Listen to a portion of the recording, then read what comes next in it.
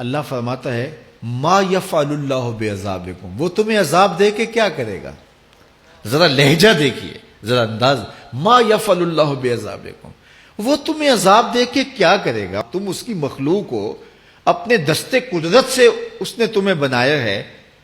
تو وہ تمہیں عذاب دے کے کیا کرے گا؟ اس کی ضرورت نہیں ہے کہ تمہیں عذاب دے، نہ اس کی چاہت ہے کہ تمہیں عذاب دے، کوئی خود چھلانگے لگائے تو اس کی مرضی۔ فرمایا کہ ما یفعل اللہ بعذابکم، وہ تمہیں عذاب دے کے کیا کرے گا؟ ان شکرتم وآمنتم، اگر تم شکر ادا کرو اور ایمان لاؤ، تو وہ تو قدردان ہے جو کوئی اس کا شکر کرتا ہے اور جو اس پر ایمان لاتا ہے۔ تو اللہ اس کے لیے عذاب نہیں رکھا، اس کے لیے رحمتیں رکھی ہوئی ہیں۔ تمہیں دستے قدرت سے بنایا ہے اور وہ تمہیں خوش دیکھنا چاہتا ہے، تمہیں خوشحال دیکھنا چاہتا ہے، تمہیں سرشار دیکھنا چاہتا ہے، تمہیں نہال دیکھنا چاہتا ہے، تمہاری زندگی کو خوشگوار دیکھنا چاہتا ہے۔ تم نے اپنے آپ کو خود اپنے اعمال کی وجہ سے مصیبتوں میں ڈالا ہے، تو کہا شکر کرنے کی عادت ڈال لو، دیکھنا پھر اللہ تعالیٰ جل شانہ کی رحمتیں تمہارے اوپر کس طرح اترتی ہیں، اس کی نوازشیں تمہارے اوپر کیسے برستی ہیں۔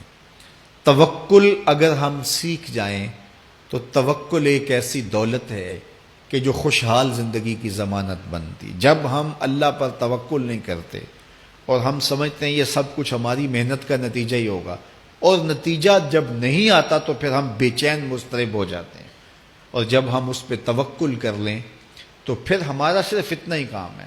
کہ میاں ہم یہ کام کر رہے ہیں، بس یہ حکم، ہم بیج بو رہے ہیں، بس یہ حکم ہے اور بو رہے ہیں، باقی اس پہ بھروسہ ہے، یہ کام اس کا ہے کہ اس نے اس کو اگانا ہے، اس کے اوپر پھل لگانے ہیں۔ تو جب اس پہ توکل ہو جائے تو بندہ سوکھا رہتا ہے، ورنہ بندہ مشکل میں مبتلا ہو جاتا ہے۔ بسا اوقات ایسا ہوتا ہے کہ بندہ ایک منصوبہ تیار کرتا ہے، اس کا عملی نتیجہ اس کو سامنے نظر آ رہا ہوتا ہے، لیکن نتیجہ بالکل الٹ جاتا ہے۔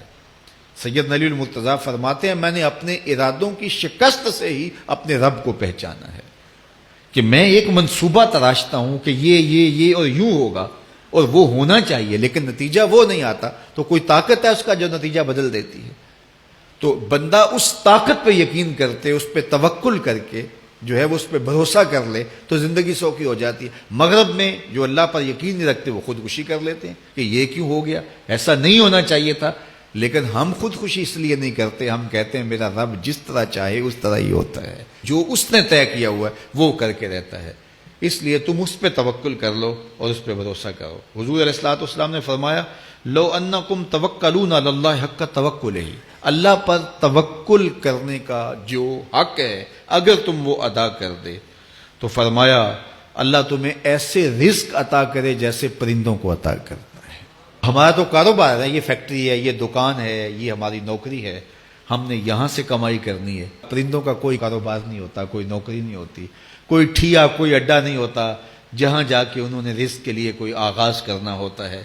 بلکہ حضور نے فرمایا تغدو خماسا وتروح بطانا، جب وہ صبح گھر سے نکلتے ہیں تو خالی پیٹ نکلتے ہیں اور انہیں کوئی اپنی منزل کا تعین نہیں ہوتا، جدھر خیال آیا اڑ گئے ادھر، لیکن کبھی ایسا نہیں ہوا کہ شام کو خالی پیٹ واپس آئے ہوں، کہا وہ پیٹ بھر کے آتے ہیں۔ باہو بولے بن توکل پنچھی اڑ دے، خرچ نہ پلے زیرا ہو، جب گھر سے اڑتے ہیں تو ان کے پلے نہ کوئی خرچ ہوتا ہے، نہ راس المال ہوتا ہے، نہ کوئی اوزار ہوتے ہیں، نہ کوئی ہتھیار ہوتے ہیں، کچھ بھی نہیں ہوتا، یوں ہی گھر سے نکلتے ہیں، کبھی بھی خالی پیٹ نہیں آئے۔ فرمایا اگر اللہ پہ پرندے توکل کر لیں تو اللہ اسے بھی عطا کرتا ہے، تم توکل کرو گے تو تمہیں عطا نہیں کرے گا، تو تمہاری زندگی سوکھی ہوگی۔ گھر سے نکلو کام کے لیے، فیکٹری کے لیے، مزدوری کے لیے، لیکن ٹینشن نہیں لینی کہ کیسے ملے گا، کیسے ہوگا، درود پڑھتے جاؤ اور مصطفیٰ کریم پہ سلام پڑھتے جاؤ، وہ تمہارے لیے رزق کے دروازے کھول دے گا۔